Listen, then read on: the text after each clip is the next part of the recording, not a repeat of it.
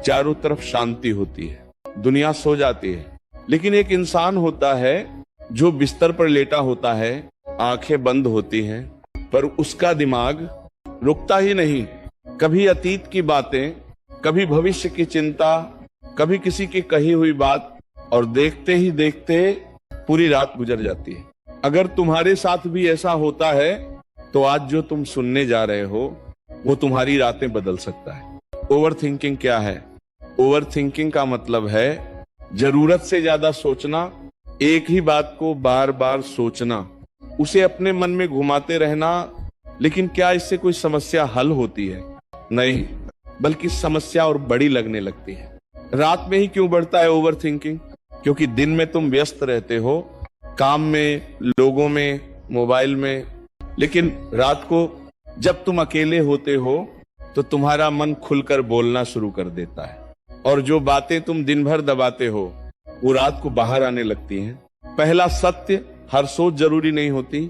ध्यान से समझना, तुम्हारे दिमाग में जो हर विचार आता है वो सच नहीं होता।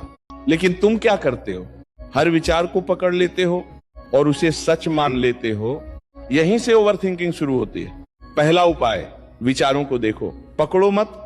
जब भी रात को विचार आए तो उन्हें रोकने की कोशिश मत करो, बस उन्हें देखो।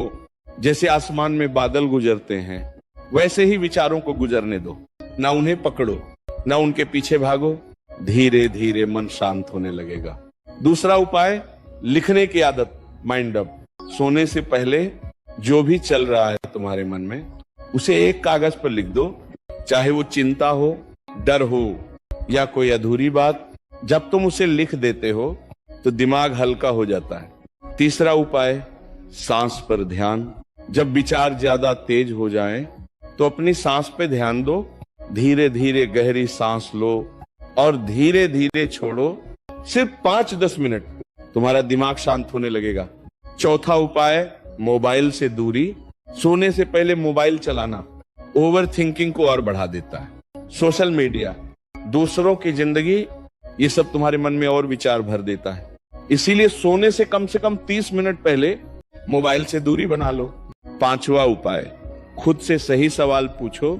जब कोई विचार बार बार आए तो खुद से पूछो, क्या ये सच में इतना जरूरी है? क्या ये मेरे कंट्रोल में है? अगर जवाब नहीं है तो उसे छोड़ दो।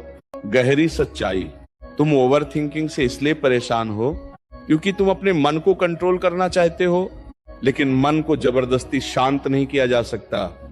उसे समझना पड़ता है, उसे धीरे धीरे शांत करना पड़ता है। अंतिम संदेश, पावरफुल एंडिंग। याद रखना, रात को जो शांति मिलनी चाहिए वो तुम्हारे अंदर ही है। बस तुम्हारा मन इतना शोर करता है कि तुम उसे महसूस नहीं कर पाते। जब तुम विचारों से दूरी बनाना सीख जाओगे तो रात तुम्हारे लिए बोझ नहीं, आराम बन जाएगी। आज से एक छोटा सा नियम बनाओ, सोने से पहले अपने मन को हल्का करके सोओ और धीरे धीरे तुम देखोगे कि तुम्हारी रातें बदल रही हैं। और जब रातें शांत होंगी तो तुम्हारा पूरा जीवन शांत हो जाएगा।